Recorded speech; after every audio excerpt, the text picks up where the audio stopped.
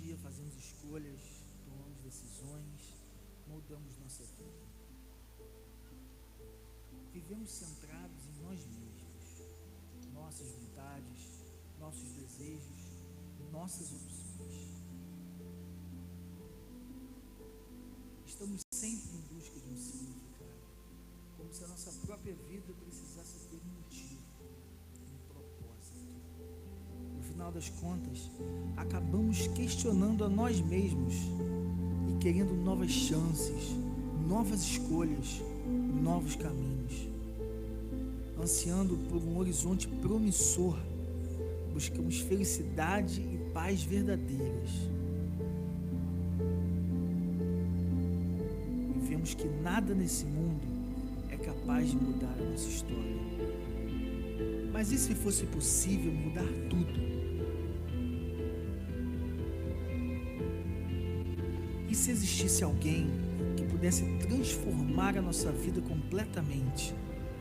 Não apenas porque ele tem poder para isso, mas porque tudo no universo gira em torno dele.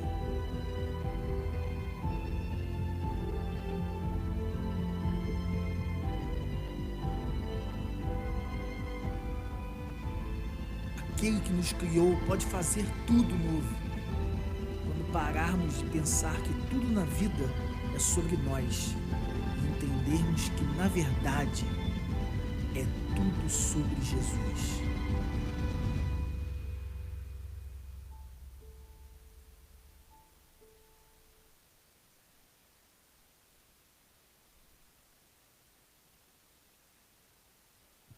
Boa noite. Alegria mais uma vez poder cultuar com vocês. Que bom que você está aqui essa noite. Que bom que Deus te trouxe aqui essa noite para cultuar com a gente. E meu desejo e minha oração é que Deus possa falar ao seu coração, assim como Ele tem falado ao meu coração, ao nosso coração, semana após semana. Essa é a nossa série, Tudo sobre Jesus. Estamos estudando uma carta muito preciosa da Bíblia, a carta que Paulo escreveu aos Filipenses, tá bom? É um livro da Bíblia, é uma carta que o apóstolo Paulo escreveu para uma igreja na cidade de Filipos. E nós estamos estudando semana após semana essa carta e encontrando nelas verdades que transformam, verdades que nos ajudam, que nos ensinam, que nos desafiam a viver uma vida centrada em Jesus. Não é fácil viver uma vida centrada em Cristo. Não é fácil viver uma vida onde tudo é sobre Jesus. O nosso pecado, pressões externas, N situações vão nos afastando. Na verdade, é muito fácil nós centrarmos as nossas vidas em um monte de outras coisas que não o próprio Deus, que não o próprio Jesus.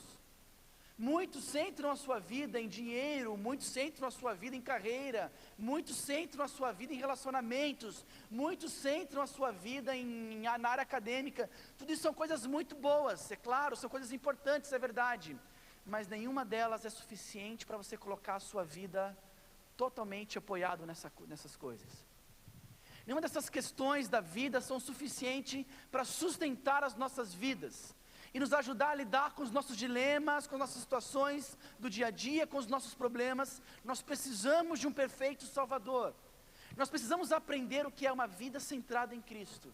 E é isso que nós estamos aqui semanalmente tentando aprender juntos. É verdade, algumas vezes falhando, errando, é verdade, mas juntos queremos aprender o que é uma vida centrada em Cristo. E não importa se você é um adolescente, um jovem, um adulto, um idoso, não importa se você é um cristão que já tem um bom tempo de caminhada, ou talvez alguém que pela primeira vez está pisando numa igreja cristã, não interessa a sua situação, o que realmente importa é que você precisa descobrir juntamente comigo, a partir da palavra de Deus, o que é uma vida centrada em Jesus. Por isso então nós estamos estudando Filipenses. Na semana passada nós terminamos o capítulo 2. E ao estudar o capítulo 2, a parte final em especial, Paulo dá alguns exemplos de homens que amavam a Jesus e que de fato viviam a centralidade de Cristo. Ele vai citar Timóteo, vimos há 2 semanas atrás, e ele cita Epafrodito, esse cara de nome esquisito, e nós respondemos então essa pergunta: quem era Epafrodito? Nós vimos isso na semana passada, e vimos que ele era um servo companheiro, alguém que fez muito mais do que lhe foi pedido. Nós vimos que ele era alguém que amava a igreja local, alguém que soube passar por sofrimentos, e alguém que deve ser honrado. Nós vimos sobre a história de Epafrodito, um cara como eu e você, gente como a gente, mas que entendeu que é uma vida centrada em Jesus. Hoje nós vamos entrar no capítulo 3. Enfim, o capítulo 3 de Filipenses. Vamos ficar talvez algumas semanas aqui no capítulo 3, mas eu quero ler com vocês apenas 3 versos do capítulo 3. Versículo 1, versículo 2 e versículo 3. Se você tem a sua Bíblia, é bom que você abra a sua Bíblia, deixe ela aberta, porque daí você pode acompanhar. Ainda que eu faça alguma citação, você pode voltar para o texto, ver se eu não vou falar groselha aqui, se vou falar besteira. É bom você acompanhar junto comigo, porque é a palavra de Deus que vai nos edificar e vai nos transformar. Filipenses capítulo 3, verso 1, 2 e 3. Diz assim: finalmente, meus irmãos, alegrem-se no Senhor. Escrevo-lhes de novo as mesmas coisas, não é cansativo para mim e é uma segurança para vocês. Cuidado com os cães, cuidado com esses que praticam o mal, cuidado com a falsa circuncisão, pois nós é que somos a circuncisão, nós que adoramos pelo Espírito de Deus, que nos gloriamos em Cristo Jesus e não temos confiança alguma na carne. Queridos, o trecho anterior da carta, como eu disse para vocês, termina com um tom de reflexão. Paulo está encorajando aquela igreja a receber de volta Epafrodito. Lembra, Epafrodito estava em Roma com Paulo, Epafrodito iria retornar, Epafrodito passou por alguns problemas, ficou doente, quase morreu, e esse é o tom final do capítulo 2. Ele está encerrando com uma palavra, talvez não pesada, mas dramática, talvez seja a melhor palavra para descrever o final do capítulo 2. O capítulo 2 termina de maneira dramática. Epafrodito quase que morreu pela causa de Cristo. Paulo deixa claro que ele estava dando a Paulo o que os irmãos não podiam dar, que era cuidado, que era uma ajuda pessoal. Então termina meio com esse drama. Diz, cuidem desse cara, e ele fala o porquê. Olha, ele quase morreu. Termina de maneira dramática o capítulo 2. Você pode até colocar uma música talvez melancólica no final e ler o capítulo 2, talvez você se emocione um pouco, porque são essas palavras que ele termina. Termina dizendo, olha, cuidem desse cara, olha o que ele diz, porque ele quase morreu por amor à causa de Cristo, arriscando a vida para suprir o que vocês não poderiam me dar. Percebe? Isso é reflexivo. Isso fala, uau, esse cara realmente fez algo marcante, ele quase morreu por Jesus. É algo dramático, mas não é assim que ele começa o capítulo 3. Se o capítulo 2 termina com esse tom de drama, de quase choro, o capítulo 3 tem um outro tom completamente diferente. Se fosse um amigo meu, lá da época do seminário, uma vez a gente descobriu um camarada que é um seminarista, está aprendendo, né? É normal, aprendendo teologia, aprendendo a pregar. Eu lembro que um colega nosso lá, um dia vazou um esboço dele, de um sermão que ele pregou numa igreja. E o pessoal foi lá, né, e virou piada, porque no esboço dele, ele escrevia tudo o que ele ia falar. Eu também faço isso aqui, mas foi interessante que ele colocou uma partezinha assim dramática do sermão, ele colocou assim, chorar neste ponto. Até ainda, então foi bem natural o seu choro naquele ponto, né? Talvez Paulo poderia colocar aqui nesse capítulo 2, chorar nesse ponto, é dramático. Pense em Epafrodito, quase morreu pela causa de Cristo. Mas vai para o capítulo 3 e o capítulo 3 começa diferente. Porque o capítulo 3 começa com uma palavra de ânimo. Paulo começa o capítulo 3 utilizando a palavra mais comum do livro, alegria, alegrem-se. Esse início do capítulo 3, talvez, é a prova de que tudo que foi falado desde o início, capítulo 1, capítulo 2, de todos os temas, de todos os princípios, todas as exortações, todos os exemplos dados, tudo, enfim, tudo que era, talvez focava em colocar em prática tudo isso, e que tudo isso deveria produzir alegria nos leitores. A percepção que eu tenho é que todos os exemplos, os ensinamentos, até mesmo os puxões de orelhas, os toques, as dicas, as exortações, tudo isso visava algo, produzir alegria nos leitores. Fazer com que aqueles leitores, com que aquela igreja, e nós aqui hoje leitores do século 21, compreendêssemos que a vida cristã tem que ser prazerosa. Andar com Cristo, entenda bem, é a melhor coisa que pode acontecer com alguém. ouvir a palavra de Deus, aprender do próprio Deus, responder positivamente a Deus e o Evangelho, deve trazer satisfação plena, deve trazer sensação de leveza, enfim, deve trazer alegria. Não porque tudo vai dar certo, é claro que não, pelo contrário. Às vezes tudo vai ficar de cabeça para baixo, às vezes você vai perder o emprego, às vezes você vai perder amores, às vezes vai perder a tua reputação, eu não sei, mas o teu coração, ante tudo isso, se estiver em Cristo,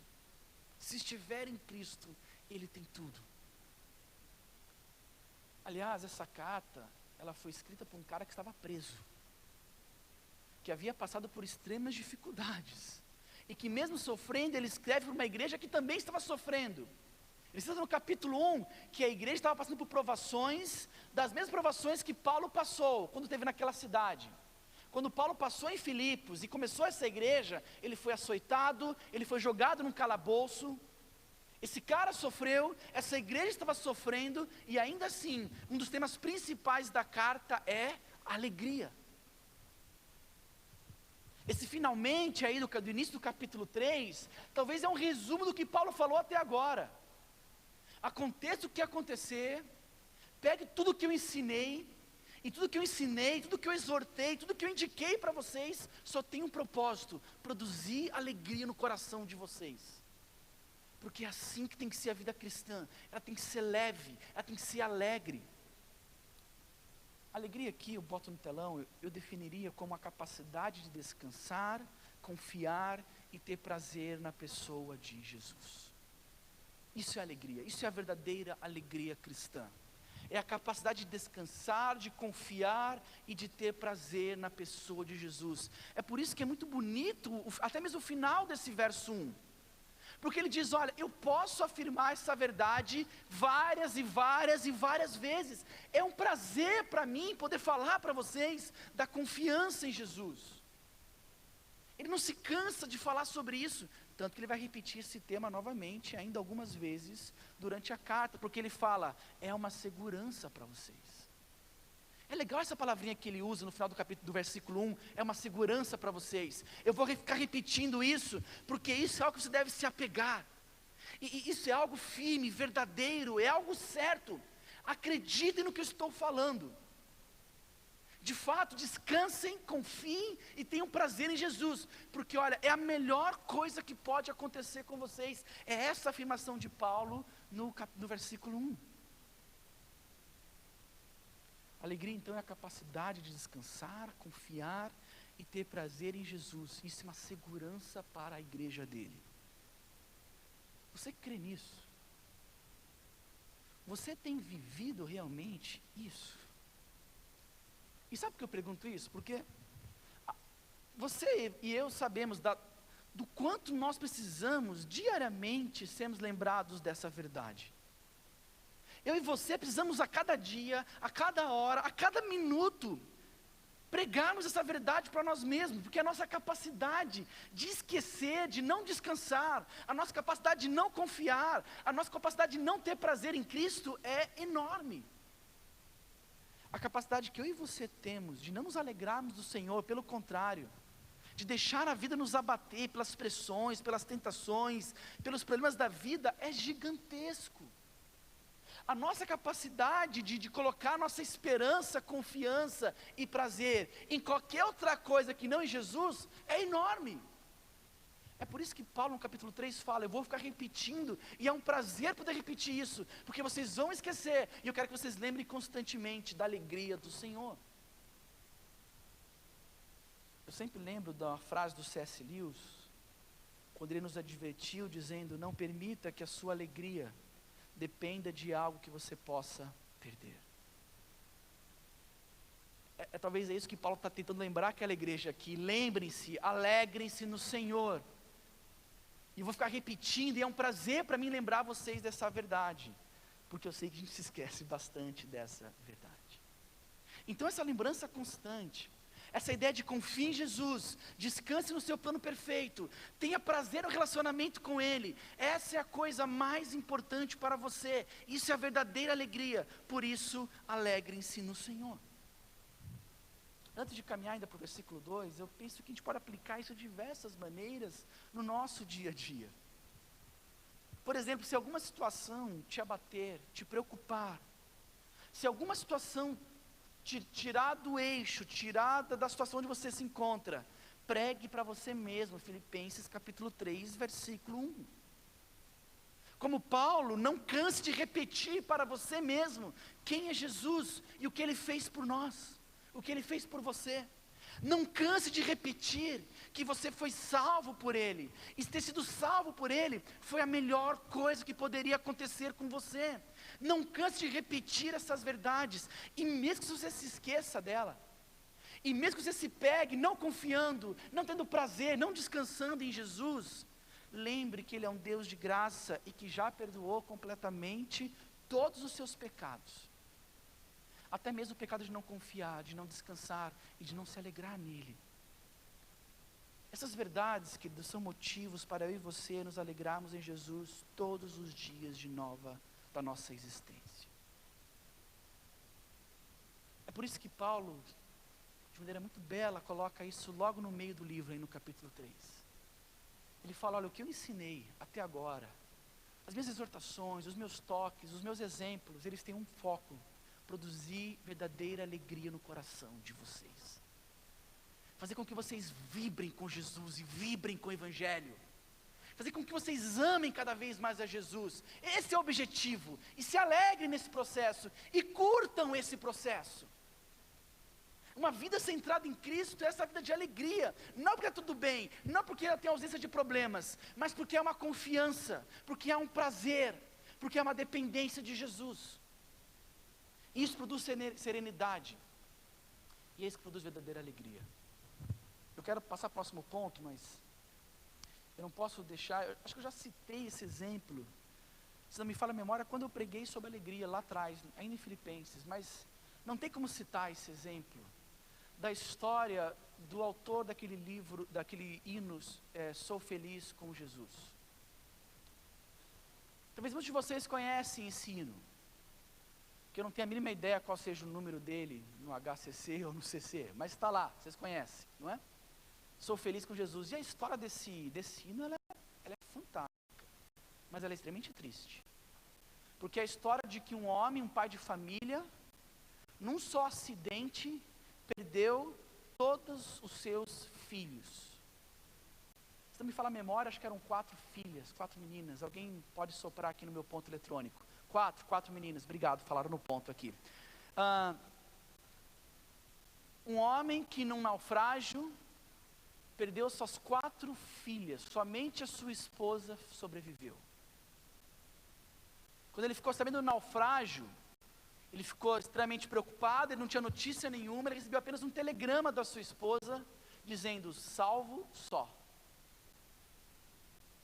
Loucura, não? E quando ele pega um navio para encontrar com a sua esposa no outro continente, durante esse percurso, ele escreveu esse hino, Sou Feliz com Jesus. Que na versão em inglês quer dizer, ele diz, está tudo bem com a minha alma. Está tudo bem com a minha. O que é isso? Isso é a alegria do Senhor. Isso é dependência, isso é prazer na comunhão com Jesus. Isso é poder suportar sofrimentos junto com Cristo, e somente Ele pode fortalecer alguém numa situação e numa tragédia como essa. Por isso que Paulo diz, alegrem-se no Senhor. Mas, se você leu bem comigo aí o capítulo 2, você vai perceber que tem uma transição agora, do versículo 1, do versículo 2. Tem uma transição importante no texto. Porque Paulo vai fazer um alerta muito sério para a igreja. Um alerta extremamente importante, e que era importante no primeiro século, e preste atenção, é muito importante hoje, em pleno século 21. A primeira lida, a primeira impressão que a gente tem, é que Paulo muda completamente aqui. Ele fala de alegria no Senhor, ele fala que vai bater nessa tecla porque ela é importante, e aparentemente ele muda o tom, e vai para um outro assunto. Alguns comentaristas até falam que Paulo ia acabar a carta aqui, ele ia encerrar no versículo 1 do capítulo 3, mas depois decidiu continuar, e eu creio que não. Até porque o que ele está prestes a falar no versículo 2 e 3, tem muito a ver com o que ele falou no versículo 1. Porque se no verso 1, Paulo diz, alegrem-se em Jesus, confie em Jesus, é tudo sobre Jesus, isso é uma segurança para vocês. A partir do verso 2, ele vai dar um alerta sobre pessoas que querem tirar essa segurança dos filipenses. Por isso que estão interligados esses dois versos. É como se Paulo estivesse dizendo assim: olha, pessoal, presta atenção, alegrem-se em Jesus, fiquem firmes em Cristo, confiem, tenham prazer, descansem nele, mas cuidado, porque vai ter algumas pessoas que farão de tudo, para tirar e para minar a sua alegria em Cristo.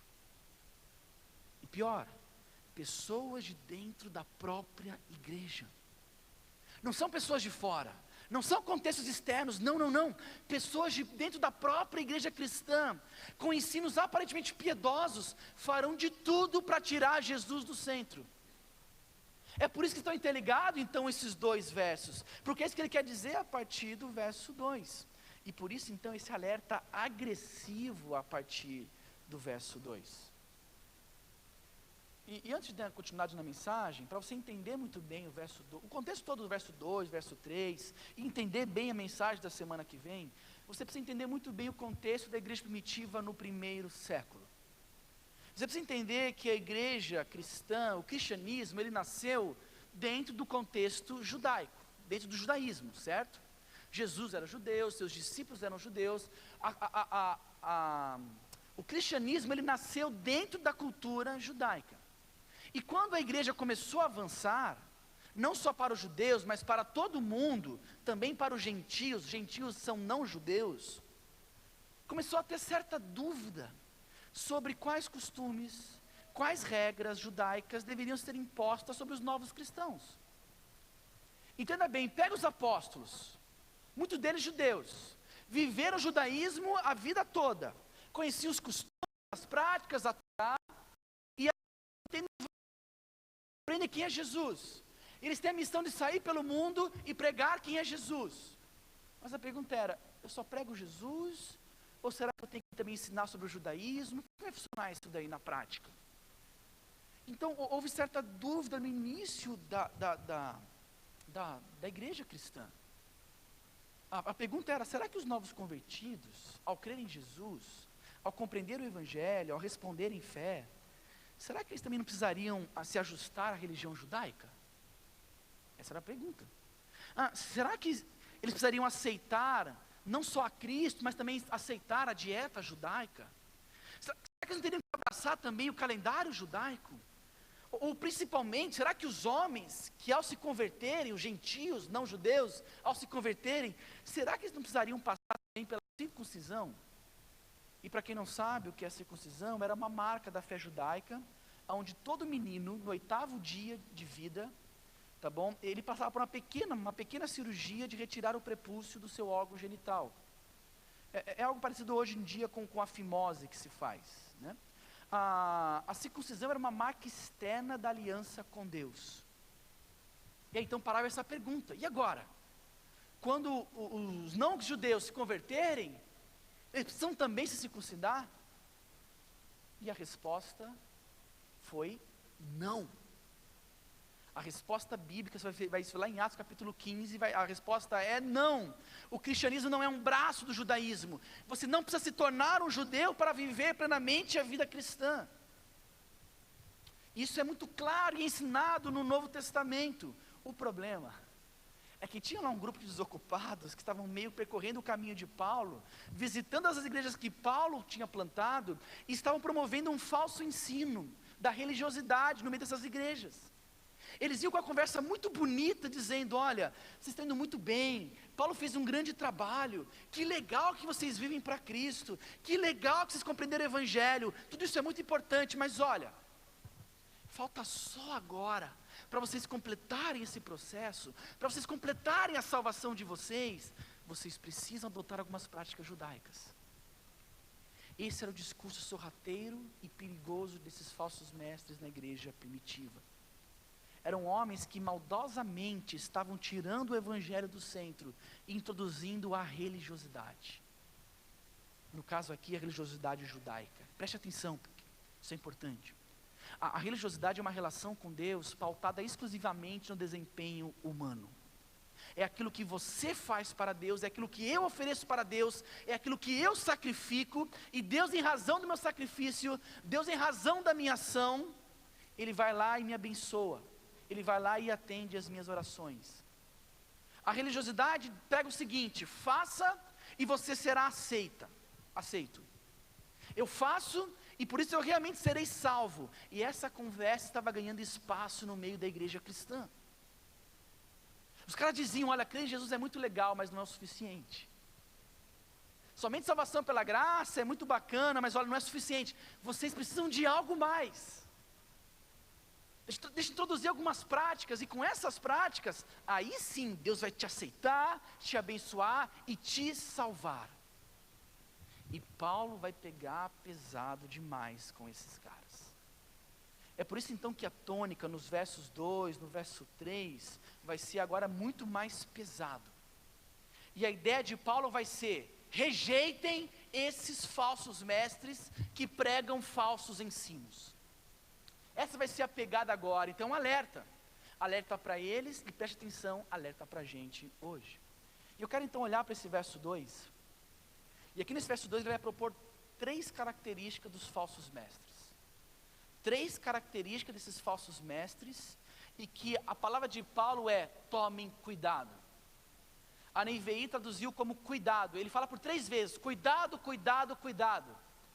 As versões mais antigas trazem uma palavra mais bonita: acautelai-vos. Olha que bonito, a gente sabe nem o que quer dizer, eu acho que quer dizer cuidado, né? A gente foi para a NVI, mas a gente ainda não é para a escola, também fala: filho, acautelai-vos dos perigos e sabe lá o que, cuidado. A ideia é cuidado. Ele por 3 vezes fala cuidado, e nós vamos ver 3 características de falsos mestres, e vai ser bem rápido, acompanha comigo aí. A primeira característica desses falsos mestres, que é o primeiro alerta de Paulo, é cuidado porque eles perseguem a igreja. Olha o que ele diz aí no verso 2: cuidado com os cães. Eu acabei de dizer para vocês que esse é um problema muito comum na igreja cristã, né? Algumas cartas de Paulo, não somente essa, tratam desses falsos pregadores judaizantes. Gálatas é quase tudo sobre isso. Aqui em Filipenses tem. Aparece lá em Éfeso, porque Paulo exorta Timóteo quanto a isso. Enfim, esses caras estavam perseguindo a igreja de Jesus. À medida que o evangelho ia avançando por todo mundo conhecido, esses caras iam atrás. É impressionante.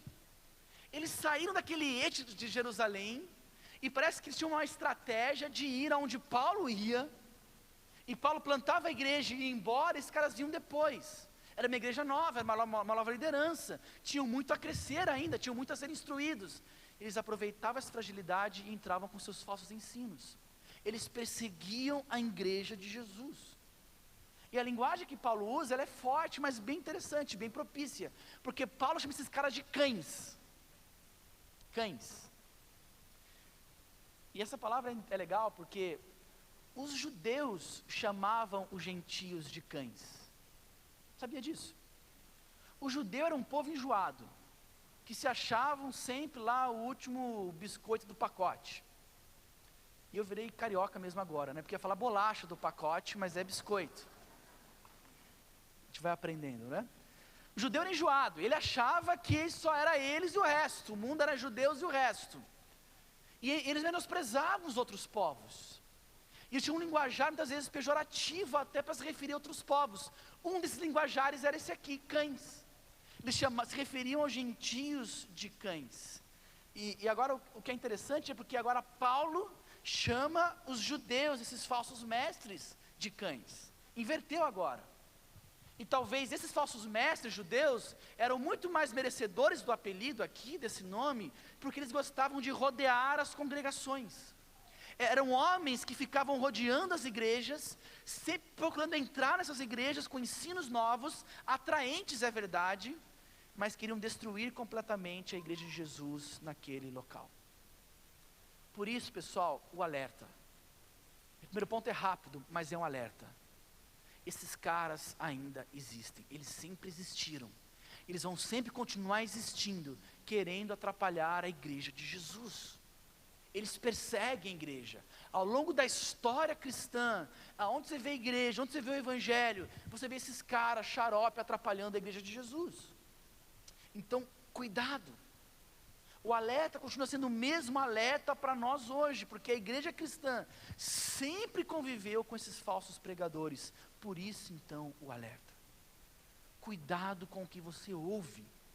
Por favor, cuidado com o que você lê. Cuidado com o que você ouve de novo. Já falei ouve, né? Já falei. Ouve e lê. Cuidado. Porque muitos desses falsos profetas de hoje utilizam as mídias, utilizam as redes sociais, utilizam a literatura, utilizam as músicas para estragar a igreja e bagunçar a nossa cabeça. Eu já disse aqui, repito, não adianta a gente lutar aqui por ter uma igreja bíblica, centrada no evangelho. Não adianta a gente tentar fazer um filtro aqui com os louvores e cantar músicas cristocêntricas que já estão a Jesus, se você em casa não tem se cuidado desse filtro. Não adianta você cantar aqui só em Jesus e chegar em casa e limpar a casa ouvindo sabor de mel. Não dá. Você não conhece, você não perdeu nada e não vai conhecer, tá bom? Você pode botar lá a título de curiosidade. A letra é terrível a letra, é uma vingança gospel. Essa é a ideia do sabor de mel, né? Eu estava ali embaixo e você me pisoteou, agora estou aqui em cima e eu que pisoteio em você. Basicamente essa é a ideia. É o beijinho no ombro gospel que o pessoal fala aí, né? Não adianta nada a gente tomar cuidado e procurar estudar as escrituras aqui, ler a Bíblia semana após semana, e você lavar a louça lá ouvindo Macedo, não dá. É incompatível, por isso, cuidado.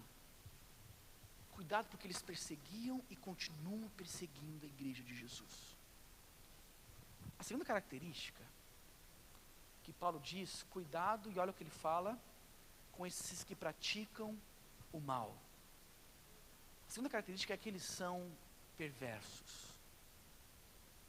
Nós não temos muitas vezes esse olhar para com os falsos mestres, é verdade. Nós costumamos achar que essas pessoas estão apenas equivocadas, com uma compreensão diferente da nossa, mas não é assim que Deus adverte a sua igreja. A linguagem aqui é usada, é pesada. Paulo diz, olha, eles praticam mal. Algumas versões trazem, eles são maus obreiros. Tem até uma igreja muito comum que usa esse termo obreiro, né? E tem muito a ver aqui, maus obreiros. A linguagem usada por Paulo é pesada, ela remete a alguém de natureza perversa, baixo, desagradável, destrutivo, venenoso.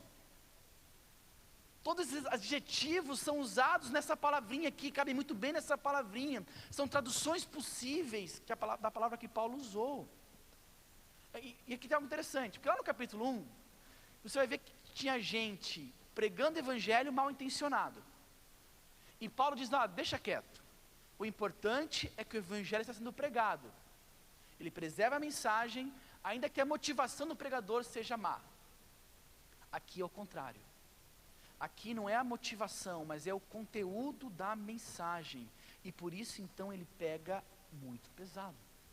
Falsos ensinos, falsos mestres precisam ser combatidos com seriedade. Precisam ser percebidos e prontamente rejeitados pela igreja de Jesus. Quer ver? Deixa eu dar um exemplo para vocês. Imagine que eu chamo um pregador diferente para pregar aqui na rede na semana que vem. E ao apresentá-lo, eu vou falar assim, gente, eu tenho aqui um pregador, eu não conhecia, mas conheci essa semana, já começa absurdo aí, mas vamos supor, é hipotética a história, tá?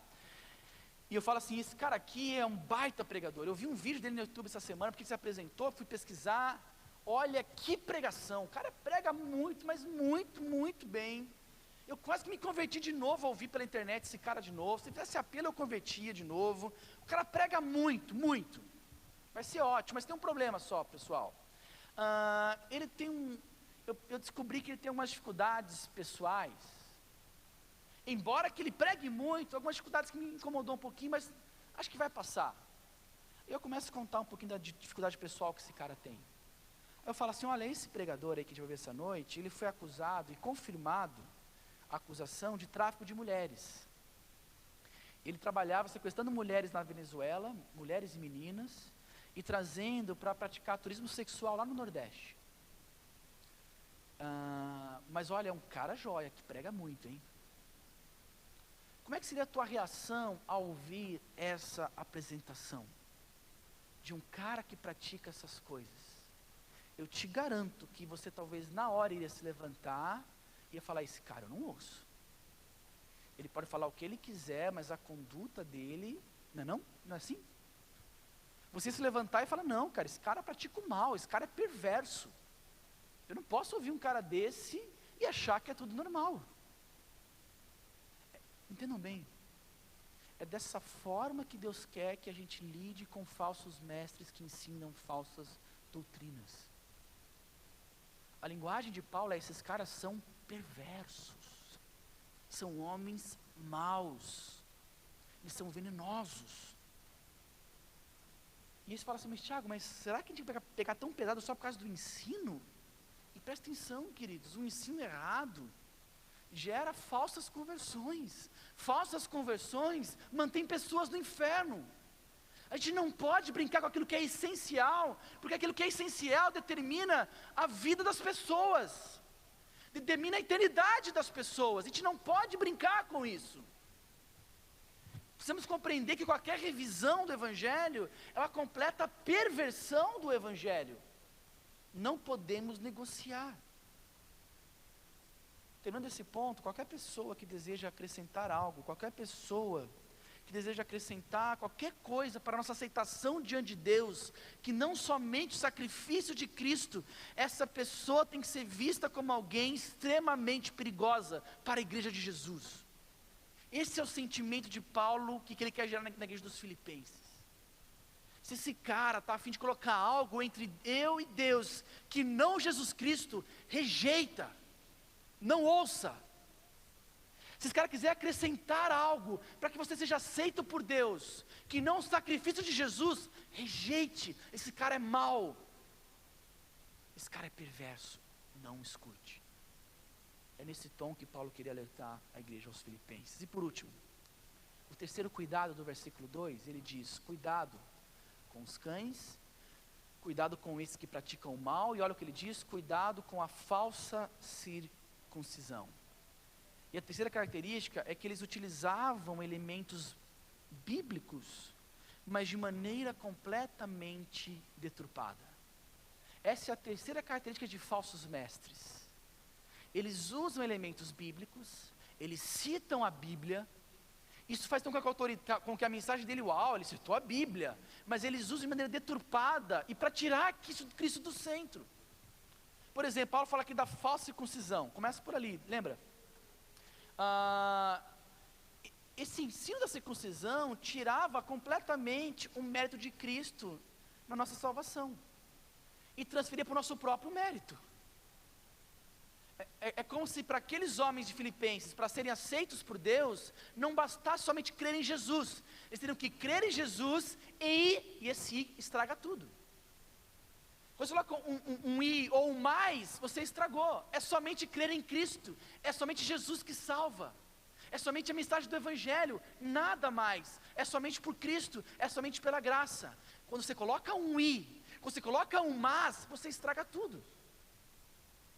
Esses caras então vinham com esse papo de adotar essas práticas judaicas, até mesmo práticas bíblicas, é verdade, mas tiradas completamente do contexto. E diziam: olha, crer em Cristo é muito bom, mas o que está faltando é a circuncisão. Então, rapaziada, vamos lá, faz fila aí. Mas espera aí, somente Cristo não é suficiente? Não, espera aí, não é bem assim, sabe como que é, e por aí vai. E pessoal, fiquem atentos, porque hoje é feito a mesma coisa. As pessoas hoje fazem isso judaizando a igreja em várias áreas. Então, em primeiro lugar, tome cuidado com igrejas que falam mais de Israel do que sobre Jesus. Cuidado com isso. Não foi nenhuma indireta, de verdade, não foi. Está no esboço. Cuidado, queridos, com a igreja que prega o Antigo Testamento sem apontar para Cristo. Nós somos cristãos e não judeus. Cuidado com igrejas que valorizam demais símbolos e objetos do Antigo Testamento. Cuidado com isso. Tempos atrás eu fui numa igreja, já tem bastante tempo, aqui na cidade. Eu fui pregar nessa igreja e me surpreendi, porque lá no palco da igreja lá, chamam de altar, eu chamo de palco, mas enfim, tinha lá um espaço lá, e quando eu vi, tinha a Arca da Aliança. Sabe a Arca da Aliança? E eu falei, rapaz, encontraram, né? Que surpreso, estava buscando. Só 2 pessoas encontraram, Indiana Jones e aquele pastor que encontrou, né? Toda a história. Desculpa, gente, é meio ácida. Eu me seguro para não fazer esse tipo de piada, me perdoem. Mas, brincadeiras à parte, quando eu olhei aquilo lá, eu pensei na hora, cara, isso é uma afronta ao Evangelho de Jesus. Porque, pensa comigo, aquilo acaba sendo uma demonstração de um completo desconhecimento do Evangelho, porque a arca no Antigo Testamento, ela era o quê? Ela simbolizava a presença de Deus. Ela fazia parte do sistema sacrificial judaico. Ela apontava para a presença de um Deus santo. A arca ficava num lugar chamado Santo dos Santos, onde somente o sumo sacerdote, uma vez por ano, representando o povo, poderia ir lá e expiar os seus pecados diante de Deus, os pecados de todo o povo. Mas a arca nada mais era do que apontava para Jesus. Porque agora a verdadeira presença de Deus, o verdadeiro templo é o próprio Cristo. Aquilo sim era importante no Antigo Testamento, mas era importante enquanto objeto que apontava para Jesus. E em Jesus o véu foi rasgado. E em Jesus não há mais Santo dos Santos, porque todos nós agora temos livre acesso à presença de Deus por meio do sangue perfeito de Jesus. Se você ler Hebreus 9, o autor procura mostrar claramente que aqueles objetos apontavam para a nova aliança. E a nova aliança é Cristo. Nós não precisamos mais desses símbolos, nós não precisamos mais desses objetos, nós temos Cristo. Cristo nos é suficiente, Ele nos basta. O seu sacrifício for perfeito. E qualquer coisa que venha ajudar a Cristo, ainda que sim com a promessa de nos aproximar de Deus, deve ser amaldiçoado, porque somente Cristo é suficiente.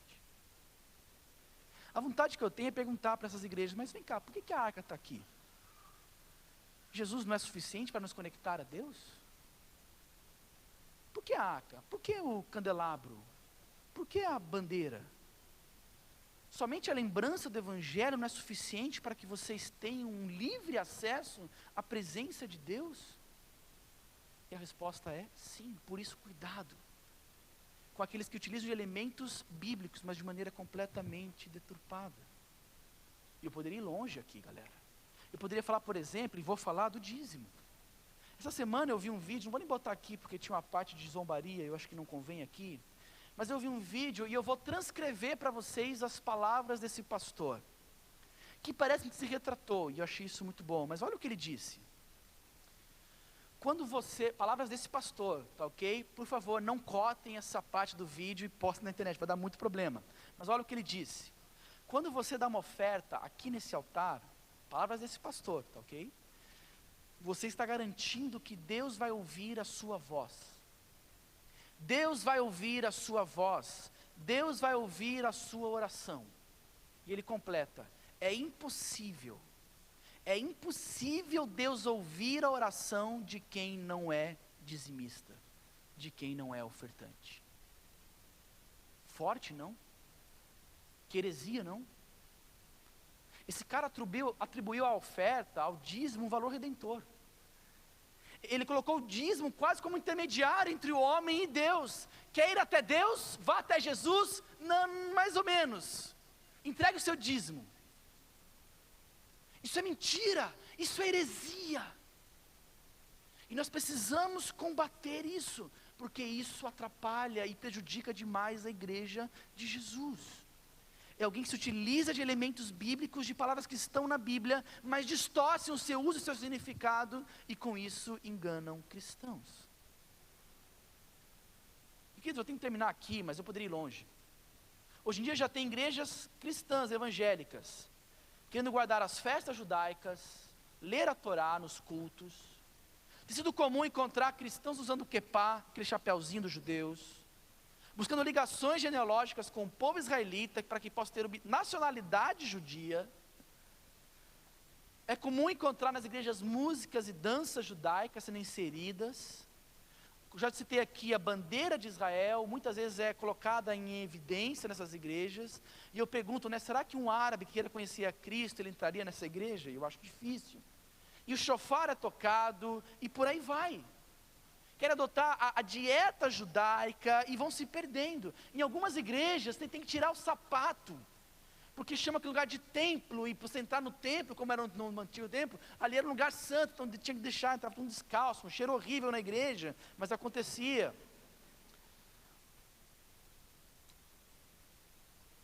Até mesmo pessoas da igreja evangélica ensinando a igreja e levando a igreja a guardar o sábado, para se assemelhar ainda mais então à religião judaica. Entende? E aí, cara, quer ver me matar, chamar os músicos de levitas, já viu isso? Os levitas. Gente, eles não são levitas, a não ser que eles levitem, aí sim, eles podem ser levitas, né? Mas eles não são da tribo de Levi, tá bom? Eles não zelam por isso aqui, porque o levita, ele zelava, não era um músico só, tá? O levita limpava, ele ajudava, tirava sangue dos sacrifícios, fazia um monte de coisa, quando sobrava tempo, tocava. Aí vem lá o brilhante igreja evangélica e diz, os levitas. Não, não são levitas, são músicos, isso que eles são. E graças a Deus, bons músicos, graças a Deus por isso. Cuidado com esses falsos mestres, que utilizam de elementos bíblicos, mas distorcem para atrapalhar a igreja. Esse é o alerta de Paulo para aquela igreja, nesses versos. Mensagens simples, mas importantes demais para a nossa comunidade de fé, que é uma nova comunidade de fé, que está crescendo, que está amadurecendo ainda espiritualmente, teologicamente, mas fica alerta, cuidado. Queridos, eu quero encerrar aqui, e lembro vocês então dessas duas verdades que nós vimos hoje. Primeiro, alegrem-se no Senhor, Jesus é suficiente, Ele nos basta, a graça dEle nos basta, Ele é suficiente, Ele é perfeito Salvador. Se alegre nisso, viva essas verdades, pregue isso todo dia, todo instante para você. Lembre-se então de que alegria é confiar, é depender, é ter prazer em Jesus, e viva essa realidade amanhã, terça, quarta, quinta, até domingo que vem. Lute contra o seu coração quando ele esquecer dessas verdades, e pregue para você mesmo a alegria do Senhor. Como Paulo diz, não canse de repetir essa verdade para você todo o tempo. E cuidado com os falsos ensinos que vão roubar isso de você, e que vão te atrapalhar nesse processo de colocar Jesus no centro, porque o que eles querem é que Jesus esteja fora do centro, e outra coisa, a religiosidade deles esteja ali. Cuidado com isso. Abaixa a cabeça e fecha os teus olhos, vamos orar. Senhor, por favor, fala ao nosso coração, nós precisamos do Senhor,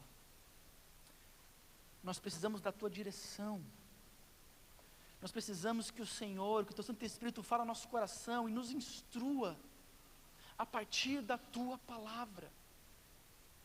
Senhor, eu quero orar pela alegria do Senhor, para que ela seja a base do nosso viver, para que ela seja a estrutura do nosso caminhar. Nós precisamos de mais de Cristo Jesus. Senhor, a nossa capacidade de esquecermos, Deus, de confiar, de depender, de ter prazer no Senhor é enorme. Aliás, muitos dos nossos problemas, das nossas depressões, das nossas crises, são porque nós não temos nos alegrado no Senhor. E eu sei, Deus, o quanto isso é difícil. E eu sei, Deus, que nós precisamos também do Senhor, até mesmo para viver essa realidade.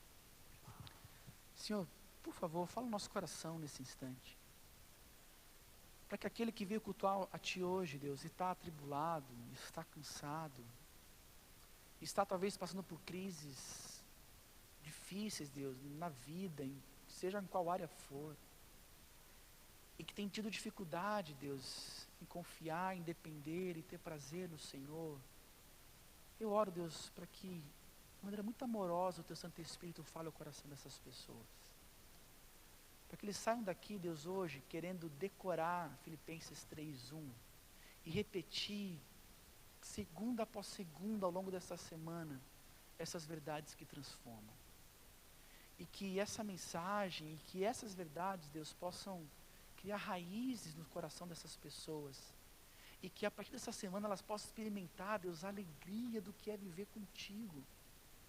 Deus, a vida cristã é para ser prazerosa, é para a gente curtir demais, é para ser algo que a gente está, aquela sensação extremamente gostosa de caminhar com o Senhor. Tem que ser assim, Senhor, e trabalhe no nosso coração para que assim o seja, para que a alegria do Senhor seja a nossa força, como disse Neemias.